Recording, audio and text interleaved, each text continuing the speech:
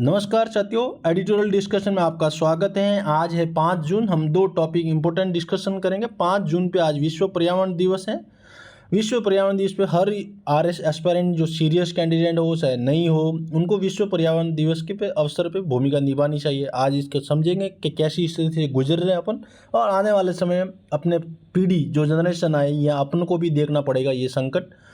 तो उसी के संदर्भ में आर्टिकल है। पहला आर्टिकल 2050 तक शहरों के अंदर 2.4 अरब लोग जल संकट से गुजरेंगे। प्लास्टिक के जाल में धरती के बसाने का समय।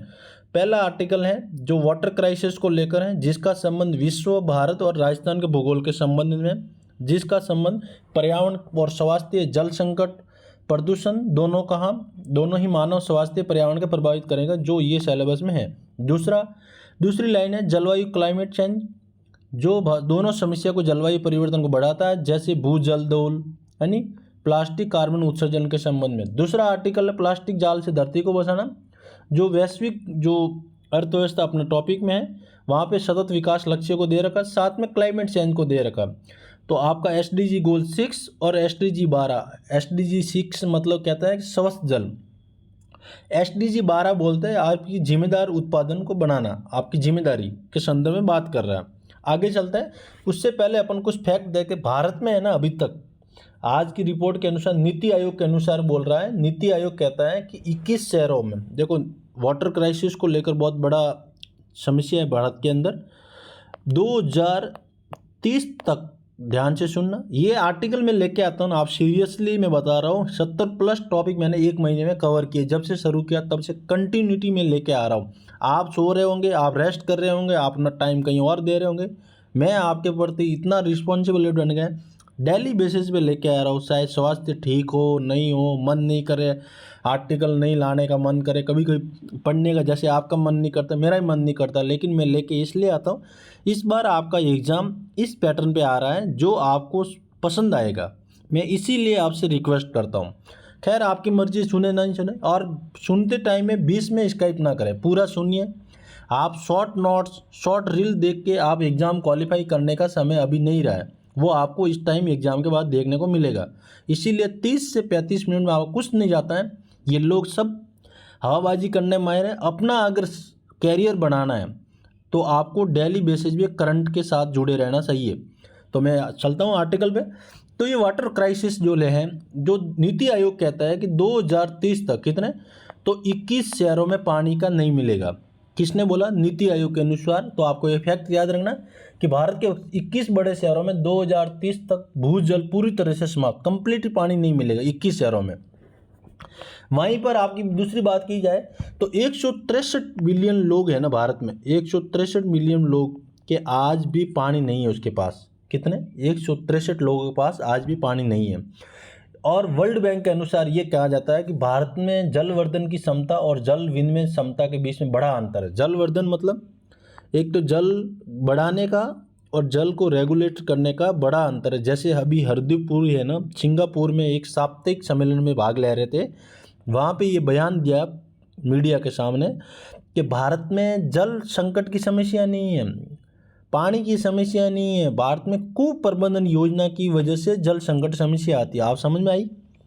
बारिश होती है, वाटर स्टोर नहीं करते, बेफिजूल का पानी छोड़ते। मैं कल ही एग्जांपल दिया था, आपको समझाता था मैं कि भाई परसों दिया था, दिल्ली के अंदर घर के बाहर पार्किंग नहीं है, लेकिन मेट्रो, बम्बई शहरों के, बड़े बड़े शहरों के अंदर एक घर के आदमी को एक ही घर पे काम करना जाना है, वो 4-4 गाड़ियाँ लेके बैठे। कारण उसका क्या इफेक्ट पड़ता है आपको पता है? एक गाड़ी धोने के लिए कम से कम 4 बाल्टी पानी यूज़ करता है। अगर वो पानी सभी घरों में हो रहा है वहाँ पे, तो कभी कभी सुबह बालकनी में खड़े होते दिखते थे क्या भयावह संकट हो रहा है। तो ये समस्या आने वाले भयंकर होगी ना। दिल्ली में आज देख लो, टैंकरों से पानी आता कॉलोनियों में, जबकि इस पे प्रबंधन लगाने की बजाय लोग मिस यूज ज़्यादा करते, ध्यान नहीं देते इस चीज़ों पे। तो अपन इसी आर्टिकल को पढ़ते हैं कि भाई भारत में 163 लोगों के पास पानी मिलियन नहीं है, तो क्या किया जाए और जल संकट क्यों हो रहा है? भाई क्या कारण है जल संकट हो रहा है? और सेम कारण राजस्थान में भी होंगे। है ना। तो विश्व भूगोल में पर्यावरण का मुद्दा है, राजस्थान का भी पर्यावरण मुद्दा है, वाटर क्राइसिस है, और राजस्थान में भारत में वाटर क्राइसिस का लेकर है। अब अपन पढ़ते हैं कि 2050 तक शहरों में 2.4 अरब लोग जल संकट से गुजरेंगे। तो आप सोचो कितनी भयावह संकट है। अब जल संकट की भविष्यवाणी की जाए 2050 तक विश्व की बात हो रही है, विश्व में पूरे शहरों की बात की जाए तो भारत में तो कितने हैं 21 शहरों में 2030 तक पानी नहीं मिलेगा, लेकिन 2050 तक विश्व में भारत भी आ गया। तो विश्व के शहरों के 2.4 अरब लोग जल संकट का सामना करेगा, और भारत में 1.2 अरब लोग प्रभावित होंगे। आई ना, कितने 1.2 अरब लोग प्रभावित होंगे, आपको ये याद रखना है ना, याद। कारण एक तो पानी का सही यूज नहीं करता, अवैध रूप से पानी यूज करते हैं। किसानों की जो धान की खेती होती है वहाँ पानी का सबसे ज़्यादा यूज होता है, वहाँ टेक्नोलॉजी का अभाव होने की वजह से ये 1.2 अरब लोग जो कह रहे हैं अपन जल संकट का सामना करेंगे, वो इन्हीं कारणों से करेगा। भारत के अंदर 19 बड़े शहर हैं, तेज़ी से भूजल स्तर गिरेगा, 24 से 26% गिरता आ रहा है। 2050 तक भारत के 30% क्षेत्र में जल संकट को होगा, जल संकट आएगा। आगे चलते हैं, वर्तमान की स्थिति बात की जाए 2040 तक हर 4 में से एक बच्चा जल संकट से प्रभावित होगा। कितना 2040 तक हर 4 में से एक बच्चा जल संकट। भाई पानी जब मिलेगा भी नहीं तो क्या करेगा, जल संकट का क्राइसिस होगा। भारत में जल संकट के चरम पर है, नीति नियमों की कमी। मैंने बोला वो हरदीप पुरी सिंह का बयान याद है कि भारत में जल की कमी नहीं है, भारत में जल प्रबंधन कुप्रबंधन की वजह से। क्या कुप्रबंधन मतलब पारंपरिक जल स्रोतों का पुनरुद्धार होता है, सामुदायिक भागीदारी का अभाव है, वर्षा जल का संचयन नहीं करते हैं, जल न्याय वाटर इक्वलिटी का, एक घर के अंदर 2 टांके बनाए हुए वाटर क्राइसिस, और एक पास में एक प्लास्टिक की एक छत पे खाली एक टंकी रखी हुई है, उससे काम चला रहा है। तो ये क्या है, वाटर इक्वलिटी, मतलब असमानता इसमें भी देखने को मिलती है। विश्व में 2.1 अरब लोगों को स्वच्छ पानी नहीं मिल रहा है। ये कह रहा है कि विश्व में 2 अरब लोग आज भी वर्तमान में स्वच्छ पानी नहीं मिल रहा है। तो भारत में 163 मिलियन लोगों के पास आज भी स्वच्छ पानी नहीं है। कहाँ पे, विश्व में 163 मिलियन लोगों के पास आज भी नहीं है। 210 मिलियन भारतीयों के पास बेहतर स्वच्छता की पहुँच नहीं है ना। तो आप कहने का मतलब यही है कि जब भी कोई टॉपिक पढ़ते हैं ना, फैक्ट के साथ एनालिसिस करके पढ़िए। इससे क्या होगा कि आने वाले एग्जाम में आपके हेल्पफुल रहेगा। ऐसे आओ चाहे कुछ भी आओ, आप लिख सकते हैं। आगे चलते हैं, जल संकट के कारण। अब क्या ये कारण राजस्थान में अलग हो सकते हैं, आपने कहेंगे नहीं। जैसे अनियोजित शहरीकरण, मतलब आपने जहाँ भी खड़ी की नदी नाले में नदी आ रही है पानी का, और किनारे पे आपने बिल्डिंग खड़ी कर दी, तो ये पानी तो रुक गया। यहाँ पे नदी नालों पे आपने बड़ी बड़ी कॉलोनी इंडस्ट्री लगा दिया, पानी कहाँ जाएगा।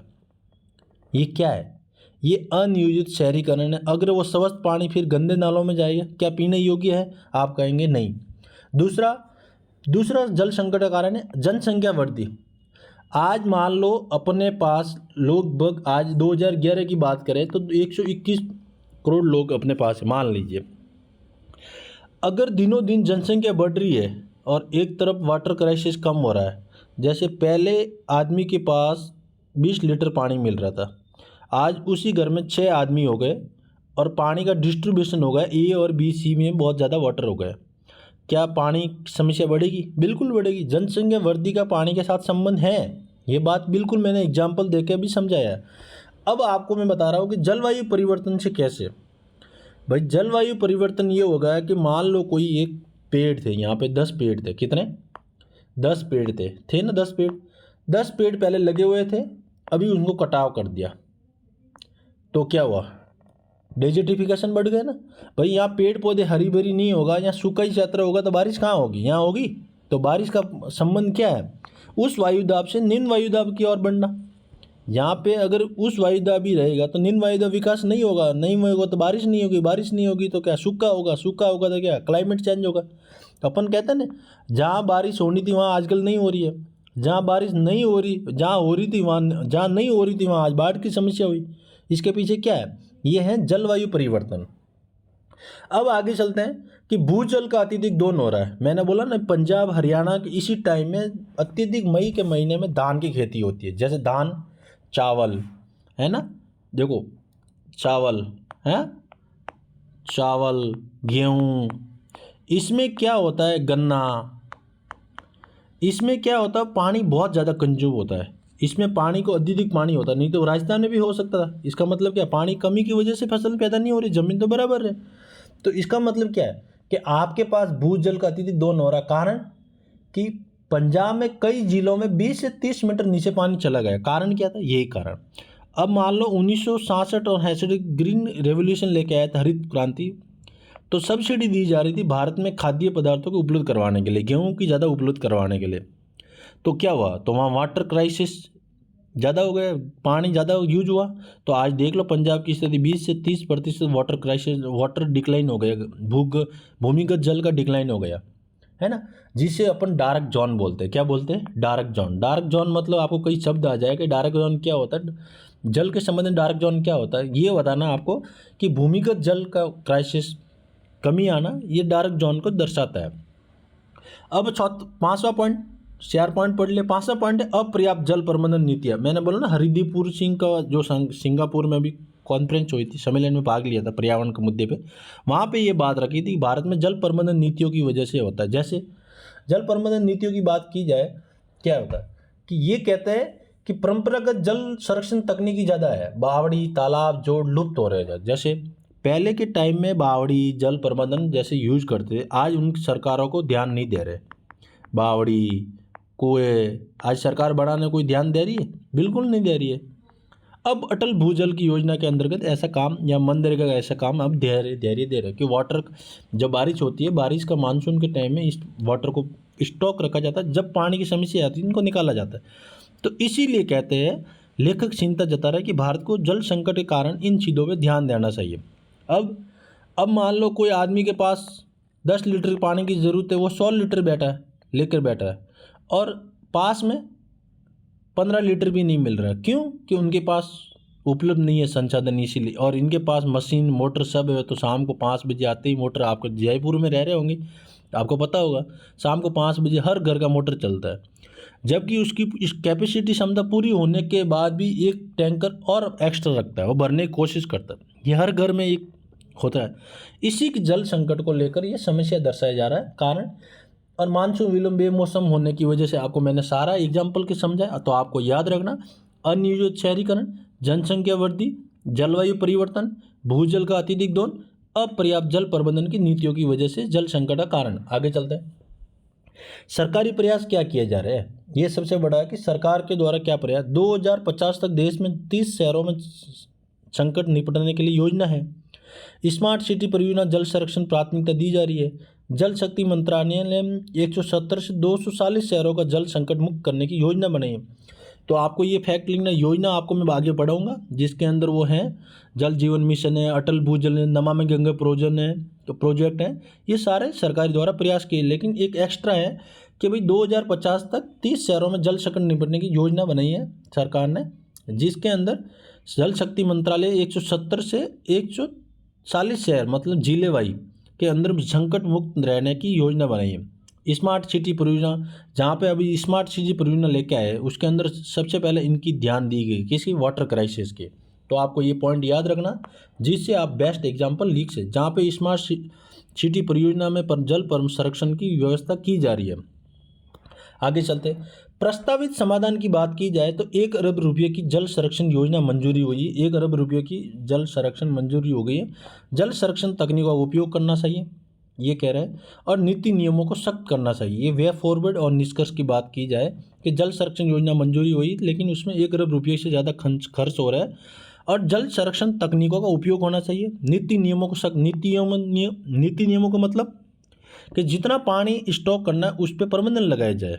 जैसे एक आदमी के पास 55 लीटर जा रहा है, एक आदमी के पास 20 लीटर जा रहा है, तो ये नीति नियमों का प्रबंधन नहीं है। और जब वाटर क्राइसिस, बावड़िया, तालाबों को पुनः उद्धार किया जाए, जिसकी वजह से जल संरक्षण का समाधान किया जाएगा, और जल संकट का समाधान 2000 नीति आयोग के अनुसार 2030 तक। भाई आज 26 तो 125 तो चल रहा है, 4 साल बाद में बोला 21 शहरों में ख़त्म हो रहा है। तो ये समस्या बड़ी हो जाएंगी ना 4 साल में। तो अगर मान लो बावड़िया तालाब टाइम पे नहीं बनाया, अगर बारिश भी नहीं हुई उस समय, तो दोनों संकट एक साथ हो जाएंगे, तो वाटर क्राइसिस आ गए ना। तो समय के साथ वाटर मानसून अभी आ रहा है, हर घर के आसपास एक तालाब बड़ा होना चाहिए गाँवों में, बहुत बड़ा, जिसका पानी वाटर क्राइसिस स्टॉक हो। समय समय पर गाँव के लोग पीने योग्य पानी और धोने योग्य पानी को अपना बैलेंस बना के लोग चलते हैं। गाँवों में आज भी शहरों की तुलना में वाटर क्राइसिस को बहुत अधिक ध्यान दिया जा रहा है। आगे चलते हैं। मैंने बोला कुछ योजना चलाई जा रही सरकार के द्वारा, तो आप देख लो बुलेट फॉर्म में मैंने आपको एक पॉइंट दिया ताकि आपको याद रहे। जल शक्ति अभियान, क्या है? जल शक्ति अभियान 2019 में शुरू किया था। इसका मकसद क्या था, उद्देश्य क्या है? वर्षा जल संचयन संरक्षण, और राजस्थान में सभी 700 जिलों में ये लागू है। अगर मान लो प्रश्न आ जाए राजस्थान में किन्हीं 5 योजना का नाम बताओ, तो आप ये भी बता सकते हैं जल शक्ति अभियान चलाया जा रहा है, पहला पॉइंट, और भारत में भी तो चलाया जा रहा है। जल जीवन मिशन की बात की जाए, हर ग्रामीण घर में नल से पानी की राजस्थान टैंकर माफिया को बावजूद भी पर देखो, ये कहने का मतलब है कि ये लक्ष्य रखा है 2024 से, अब बढ़ा के शायद 2028 तक किया है। जल जीवन मिशन, हर ग्रामीण घर में जल का पानी का पहुँच पड़ा, जिससे राजस्थान में टैंकर माफिया को रोकने में भूमिका निभाई गई है ना।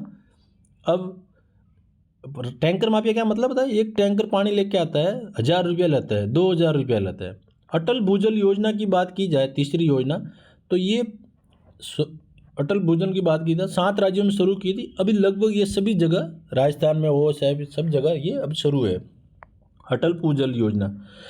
7 राज्यों में भूजल प्रबंधन, राजस्थान में जल तनावग्रस्त इलाकों में लागू है।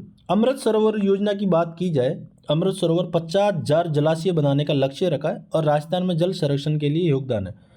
अब मैंने आपको एक साथ राजस्थान और भारत दोनों का टॉपिक एक साथ कंबाइन किया, इसी तरह मैं पढ़ने की आपको हमेशा अवेयरनेस करने की बातें करता हूँ।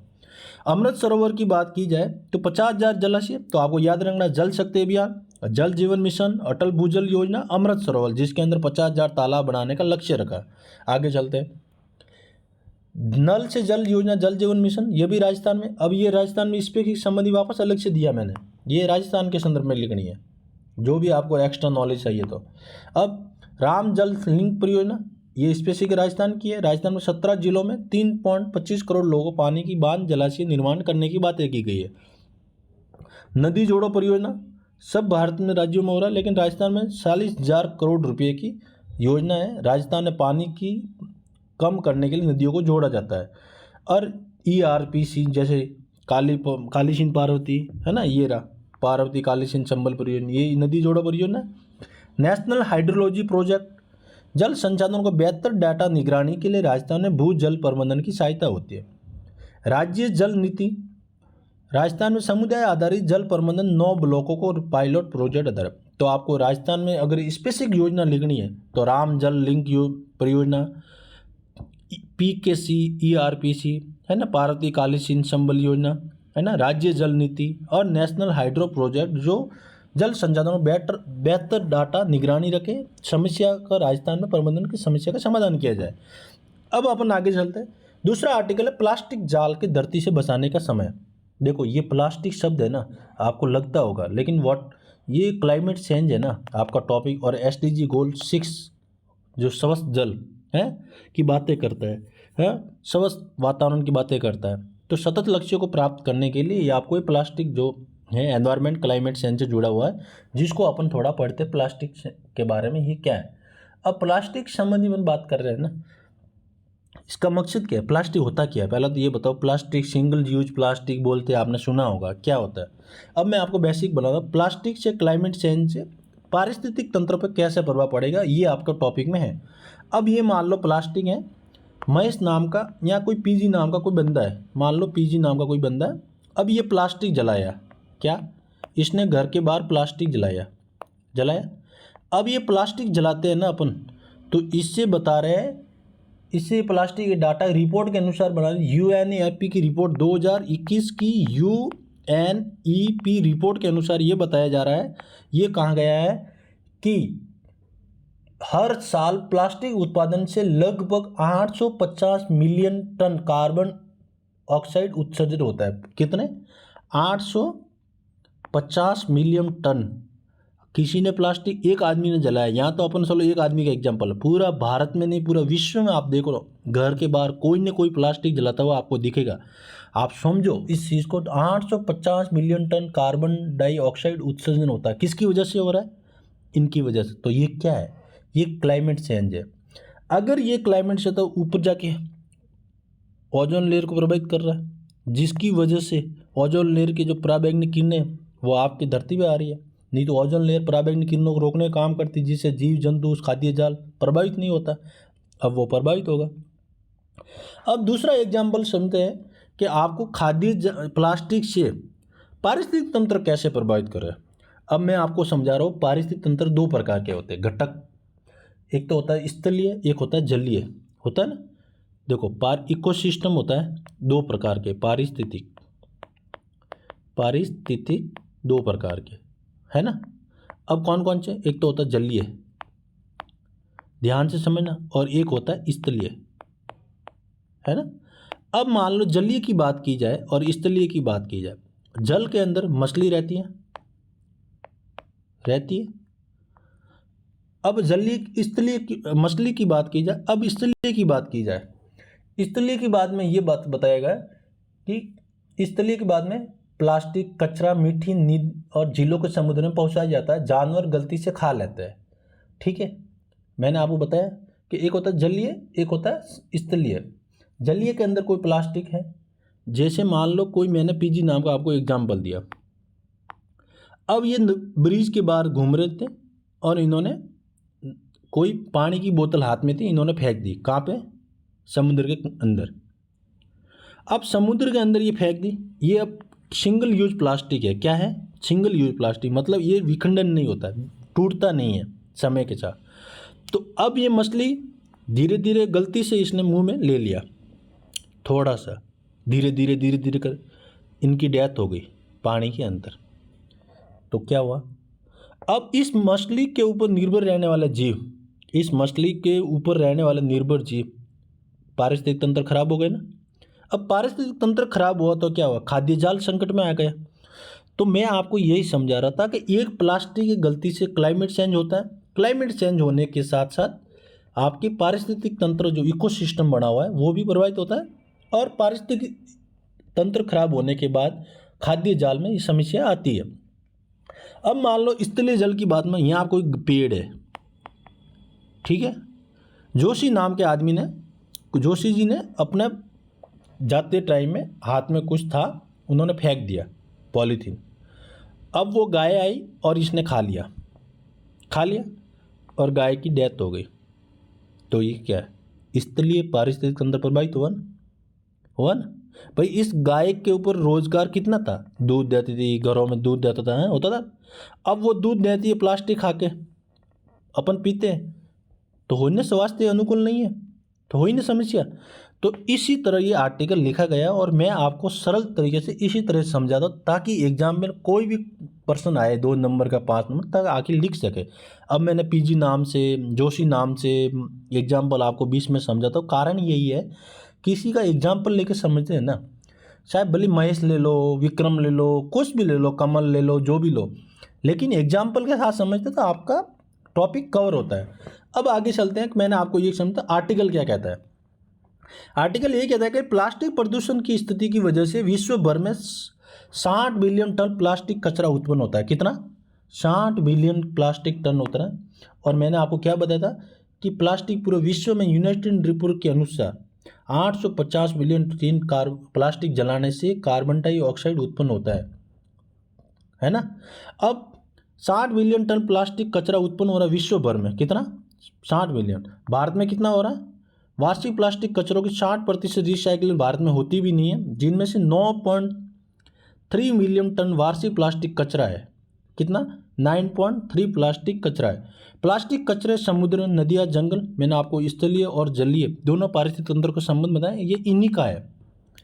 अब आगे चलते हैं, विश्व में कितना प्लास्टिक प्रदूषण है, ये आपका सवाल आया है। तो मैंने आपको एग्जाम्पल देकर आगे समझाया कि 60 मिलियन टन प्लास्टिक अगर जलेगा, आप समझो उनमें से अगर 2% प्लास्टिक जल गए तो 850 बिलियन कार्बन डाइऑक्साइड उत्सर्जन होगा, जिससे जलवायु क्लाइमेट चेंज आएगा।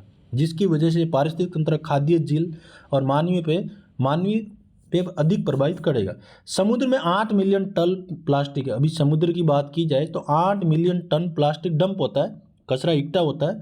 प्लास्टिक कचरे की समुद्री जीव से प्रभावित होता है। एक मछली खा लेती है तो आपको पता ही होगा, उसके ऊपर जीव रहने वाले निर्भर होते हैं, उसकी डेथ हो गई तो हो गई ना समस्या खड़ी। अब आगे चलते हैं, प्लास्टिक प्रदूषण का प्रभाव क्या पड़ता है।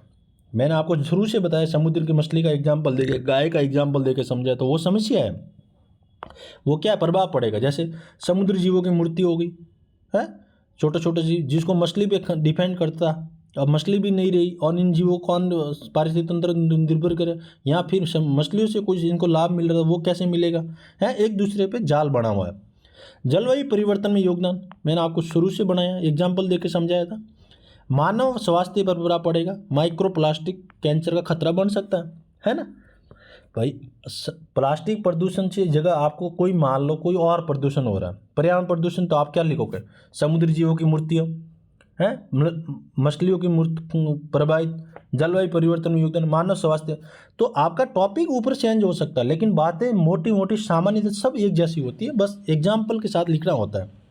अब प्लास्टिक प्रदूषण क्यों बढ़ता जा रहा है, प्लास्टिक प्रदूषण क्यों बढ़ता जा रहा है, ये सबसे बड़ा है। एक तो सिंगल यूज प्लास्टिक अत्यधिक दोहन के उपयोग होता है, रिसाइकलिंग कमी, जागरूक और नीतियों के अभाव। अगर जागरूक और नीतियों, हर जगह पॉइंट याद रखना। अब वाटर क्राइसिस में पढ़ते आ रहे हैं, यही हो रहा है भाई, वहाँ पर भी यही काम हो रहा था, आज भी अभी भी यही काम हो रहा है। अब मान लो मैं आपको समझ आ रहा हूँ कि सिंगल यूज प्लास्टिक क्या होता है। आपके सवाल आएगा कि सिंगल यूज प्लास्टिक तो वो क्या होता है। देखो, सिंगल यूज प्लास्टिक में आपको केवल एक बार उपयोग लिए जाते हैं और फिर फेंक दिया जाता है। जैसे आप पानी की बोतल पी रहे, पानी की बोतल पिया, कुछ तो लेके जाते हैं, चलो काम में ले लेंगे, ज़्यादातर 99% लोग फेंक ही देते हैं ऑन द वहीं। तो ये क्या है, सिंगल यूज प्लास्टिक है, मतलब एक बार उपयोग में लिया फिर वो दूसरी बार उपयोग में नहीं लेते, फेंक देते हैं, उसको बोलते हैं सिंगल यूज। अब स्ट्रॉ, जो आप कॉफ़ी पी रहे हैं, जूस पी रहे हैं, उसमें स्ट्रॉ आ रहा है, क्या है वो सिंगल यूज, एक बार उपयोग लिया, अब कहाँ उपयोग लें, पाइप को वापस कहाँ फेंका आपने, ज़मीन पे है। प्लेट, प्लास्टिक बैग, खाद्य पैकेजिंग, ये सब क्या है, ये रिसाइकिल, ये सिंगल यूज प्लास्टिक के उदाहरण है। तो आपको ये एग्जाम्पल लिखना है कि भाई प्रदूषण क्यों बढ़ता, तो आपको पहला लिखना सिंगल यूज प्लास्टिक। और सिंगल यूज का प्लास्टिक में मैंने अभी एग्जाम्पल लिखा, भारत अभी तक 60% ये रहा, 60% रिसाइकलिंग नहीं होता है। मतलब कहने का मतलब वापस इसका उपयोग भी नहीं हो रहा है, एक बार उपयोग होने के बाद ज़्यादातर प्लास्टिक का उपयोग भी नहीं हो रहा है ना। तो जागरूकता, नीतियों में कमी। जागरूकता मतलब जो भी कानून बना उनको ग्राउंड टू अर्थ पे भी इम्प्लीमेंट नहीं हो पा रहा। नीतियाँ ऐसी नहीं बनी गई कि प्लास्टिक, जैसे मान लो आपने ऐलान किया 2016 में हड़कंप मची थी, एकदम सरकार ने ऐलान कर दिया कि 2016 में सिंगल यूज प्लास्टिक कंप्लीट बंद करेंगे। लेकिन आपने ये तो बंद कर दिया चाय के कप पीने वालों का, क्या आपने चाय के कप पीने की जगह दूसरा आपने कोई लाया।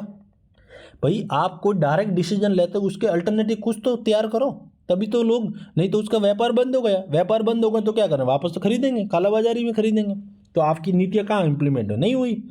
तो कहने का मतलब यही है कि अगर कोई मान लो आप कल घोषणा कर रहे हैं कि आज के बाद जितनी भी सिंगल यूज प्लास्टिक है, पानी की बोतलें हैं, जो अपनी सब्जी लेके आते थैलियाँ, सारी तरह से बंद हो, बंद तो आपने कर दी, लोग मान लेंगे आपकी बात, लेकिन उसके अल्टरनेटिव क्या आपने कागज़ का बैग बनाए, क्या आपने कागज़ के बैग बनाने कॉलोनियों में आपने कैंप लगाए, क्या आपने चाय के जो प्लास्टिक के जो हैं वो बंद किए, अच्छी बात है।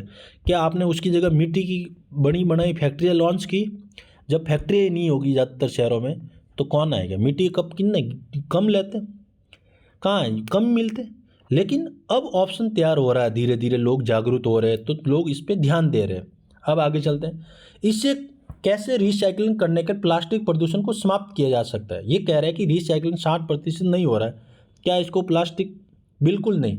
केवल रिसाइकलिंग करने से ही प्लास्टिक प्रदूषण समाप्त हो सकता है, बिल्कुल नहीं।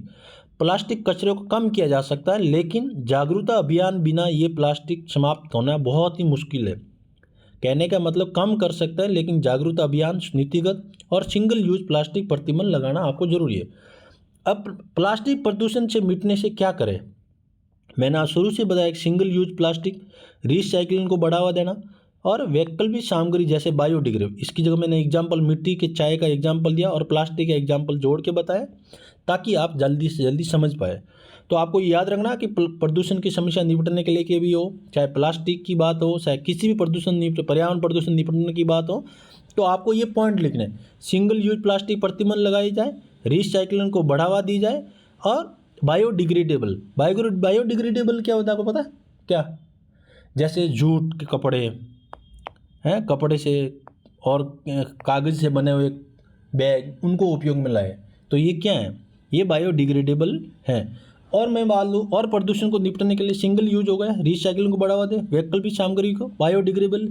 और मैं कहता हूँ कि बर्न ऑफ सोर्सेज मतलब सिंगल यूज पूरी तरह से प्रतिबंध करना। जन जागरूकता वाला यही है।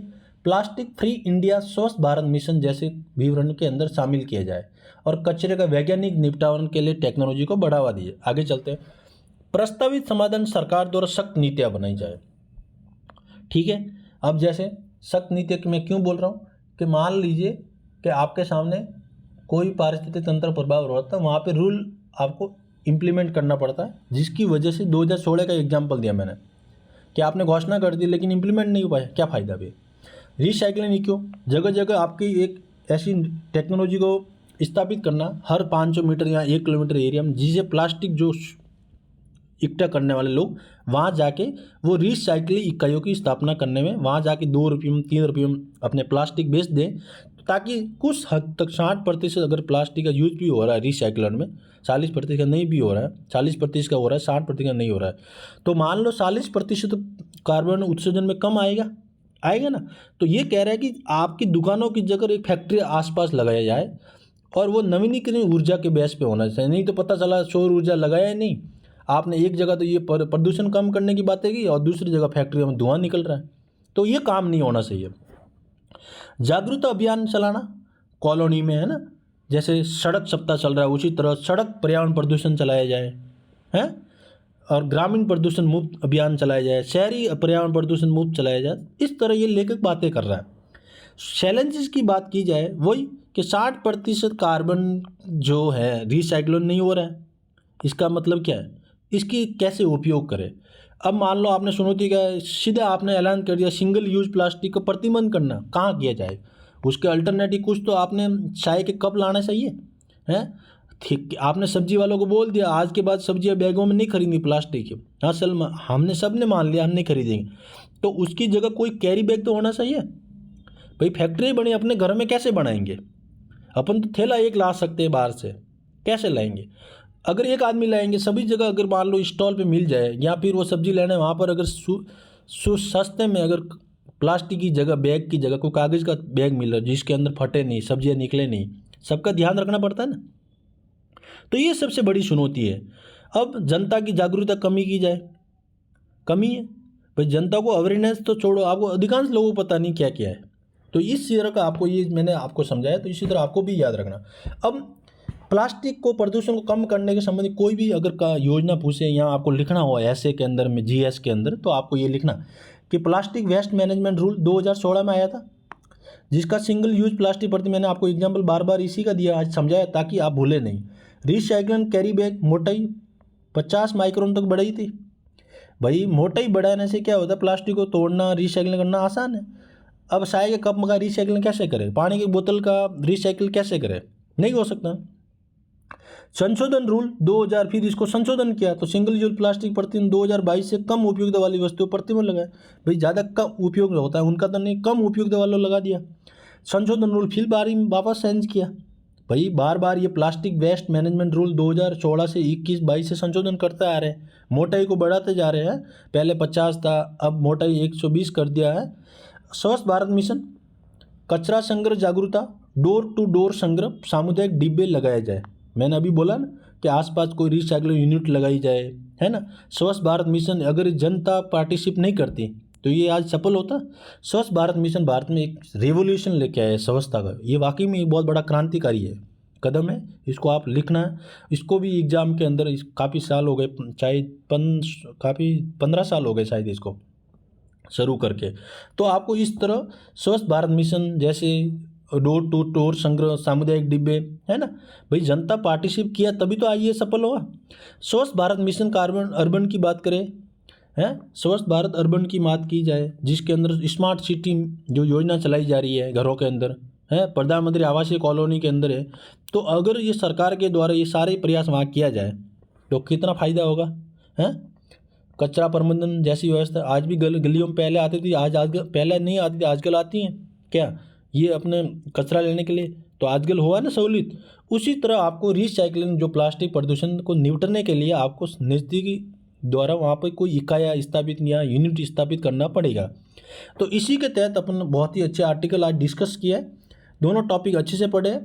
मिलते हैं नेक्स्ट एडिटोरियल टाइम पे एग्जाम होगा, आप निश्चिंत रहिए, इस चीज़ को रेगुलर फॉलो करिए, डेली बेसिस पे पढ़िए, ताकि एग्जाम के अंदर कुछ चीज़ें आपको ज़्यादा फायदा मिलेगा। सुनी सुनाई बातें आंखों के सामने जाती है, एक सुन के जाती है, दोनों को काम हो रहा है। एक दिन सुना 2 दिन नहीं सुना, इसका फ़ायदा नहीं होने वाला। रेगुलर सुनिए।